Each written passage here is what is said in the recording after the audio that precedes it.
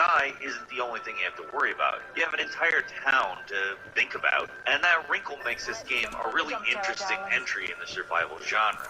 Yes. And number 8 is Ancestors: The Humankind Odyssey. Say what you want about this one, but it's the survival genre. Guy isn't the only thing you have to worry about. You have an entire town to think about, and that wrinkle makes this game a really interesting entry in the survival genre. And number 8 is Ancestors: The Humankind Odyssey. Say what you want about this one, but it's definitely unique. Ancestors: The Humankind Odyssey is a very dense and complex game that can very easily become frustrating, but there's really nothing else like it out there. This is a game where your goal is nothing less than the evolution of mankind. You start out as an ape-like proto-human in the prehistoric past, and your goal is to gain knowledge, learn skills, and pass all that on to the next generation, so eventually you become human. It's a very ambitious idea, and that ambition can be seen in the entire game, because this thing plays like no other game I've ever seen. I don't think I've ever seen a game with a knowledge button before, for instance. What makes this game so tough, especially at first, is you're pretty much starting at square one. Your ape guy knows pretty much nothing about the world, and the game does very little to explain anything to you. The actual controls are surprisingly responsive and controller-friendly, but everything else is about as mysterious as it gets. This one definitely had a mixed response, first because it can be really unforgiving, which makes sense, playing as a wild animal, it's dog eat dog. But even compared to many other survival games, it can be hard to figure out what you're even supposed to do in this one, because of how unique its controls are. Ancestors: The Humankind Odyssey isn't for everyone, but there's a lot of interesting stuff going on with it, and it deserves a shout out at least. And number 7 is Project Zomboid. Here's a game that has been in early access for what feels like forever, but the developers keep plugging away at it, and they make improvements, they add new scenarios. The premise itself isn't realistic. It's a zombie survival game, and obviously zombies don't exist. But what makes this game so great is it takes the premise and tries to make it as realistic as possible, which is a long way to say that you're basically screwed. This game is tough, like incredibly tough. Just managing to stay alive for a few days feels like a big accomplishment. You play as a lone survivor at the very beginning of a zombie apocalypse, and the goal is to simply survive, which is much easier said than done. Zombies are relentless in this game, and it only takes a few of them to take you down. Close-range encounters are incredibly tense because it doesn't just take a bite to kill you. Just a simple scratch can lead to long-term problems for you, especially with medical supplies being so rare. The graphics are very basic, sure, but the simulation is incredibly in-depth. There's an almost sim-style emotion tracker that shows the various feelings your character's going through, as well as a complex set of status screens that show you pretty much everything you can want to know about your dude's health. All this to say is that dying is pretty much inevitable in Project Zomboid. It's not very pretty to look at, but its complex and in-depth systems make it probably the most realistic zombie game out there. And number 6 is Unreal World, one of the kings of the survival genre, a strange and very old-school experience that's beloved by many for its simulation elements. In a lot of ways, the game is basically Dwarf Fortress combined with a survival game. That's the level of intense simulation we're talking about here. When you start out, your chosen character is dropped into an entirely simulated fictional world. It's a fantasy, but don't expect a lot of fantastical elements, especially at first, because this is an in-depth survival experience where just doing something basic like catching a squirrel is a challenging experience. The interface definitely takes some getting used to. To call it archaic would be an understatement, but once you get the hang of the unusual controls, it eventually starts to make at least a certain amount of sense. You can hunt, build a settlement, become a tradesman, a fisher, or even a warrior. You can train dogs to help you as well, which makes hunting much, much easier. Basically, if you want to do something in this world, you're free to do it, but survival doesn't come easy. The game simulates everything from minor wounds to frostbite on individual limbs, and it can be very hard to come back from any sort of severe injuries in this game. So while it's not much to look at, and just figuring out what's even happening at first can take some getting used to, there's a reason this game is so well respected among survival game players. It's dense, it's tough. When you finally figure out how to properly survive, it's very rewarding.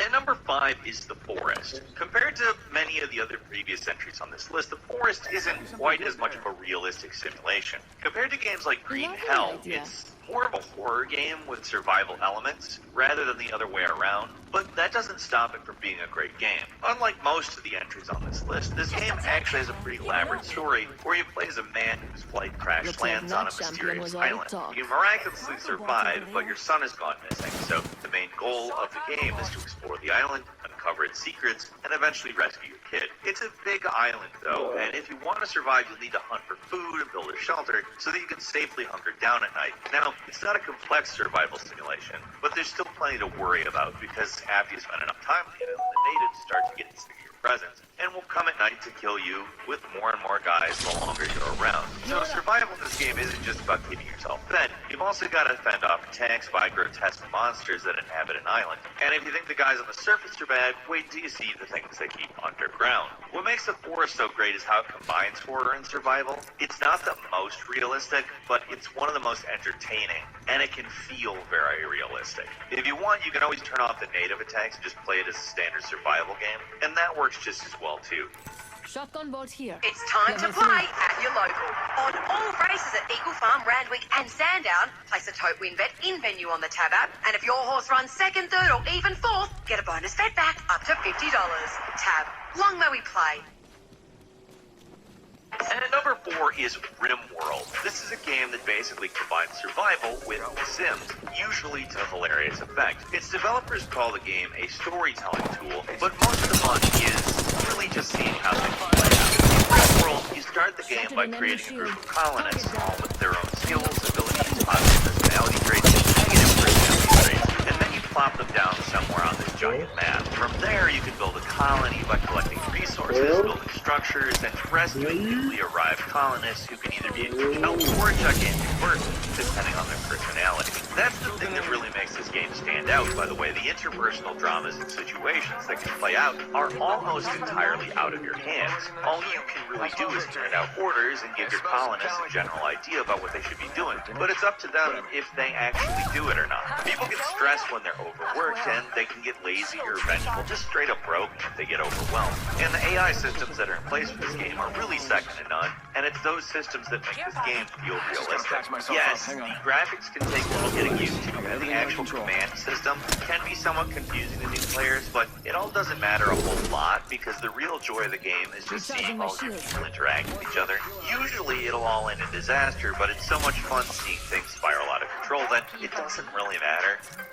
And number 3 is Neo Scavenger, another weird one. It's a turn-based survival game with a story. Good luck actually seeing it through because it's absolutely brutal. It's set in a strange sort of post-apocalypse where your character wakes up from cryosleep to find themselves in a hostile world. You start with absolutely nothing but a hospital gown and a death wish, and you have to scavenge if you want to have any chance of surviving. The game almost feels like the world's most elaborate choose-your-own-adventure book. You move on to tiles, get some text describing what's happening, and then you select your actions. Sometimes what changes dramatic character has, like if they're good at electronics, they can manipulate computers, or if they're a tracker, they can more easily buff animals.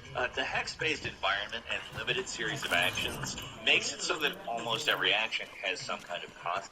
Finally, at number 1, it's The Long Dark. Here's another survival game that's been in development for a very long time, but again, it's constantly getting updates and improvements. The Long Dark isn't the most realistic game on this list in terms of simulation, but few games capture the desperate feeling of survival quite like this one.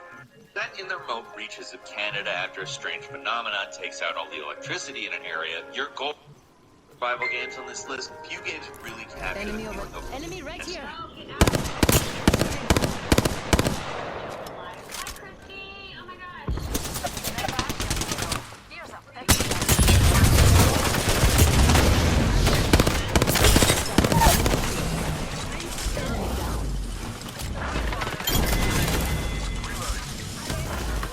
Recharging my shield.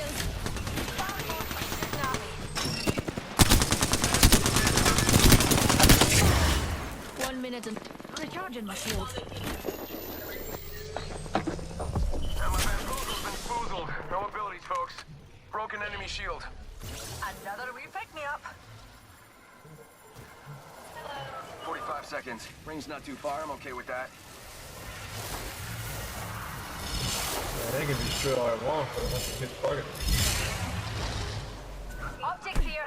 Close range. Eye sharp. The ring's near and closing in 30. How about this way? Rejuvenating.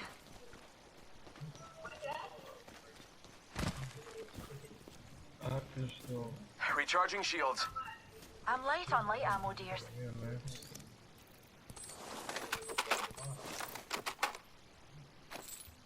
Light ammo here. Light ammo here. Just a sec. Crafting it up. Warning. Ring closing. Light ammo here. Care package Back over there. Oh hell, man, my Care enemy destroyed package the on the arrow. way. I like the sound of that. I don't hear the hidden about it, but it's like it's good. You have good aim.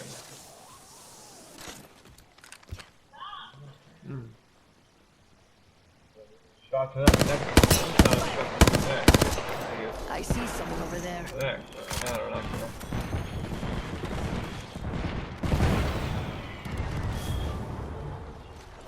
Bad guy over there.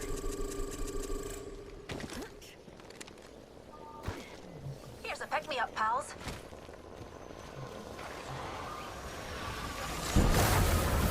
Being shot at. Broken enemy shield. Reloading. We're already inside the next ring. There'd better be some good loot around here. All those hooligans are down for the count.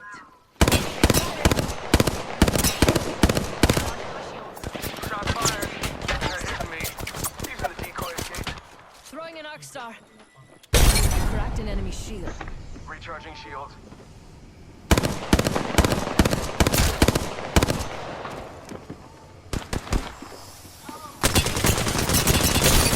Enemy shield.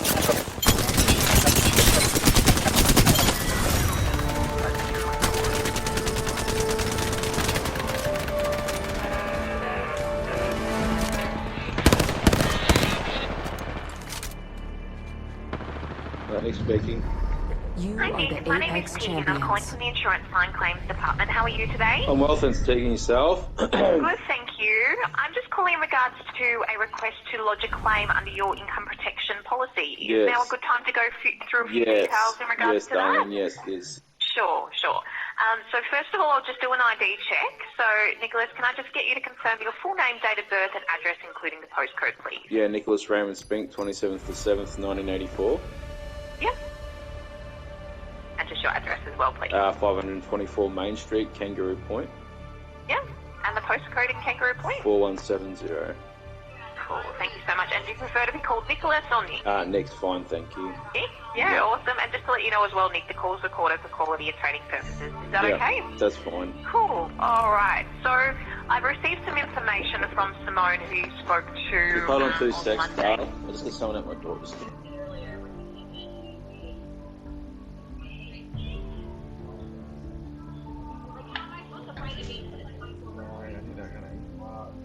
Yeah, sorry.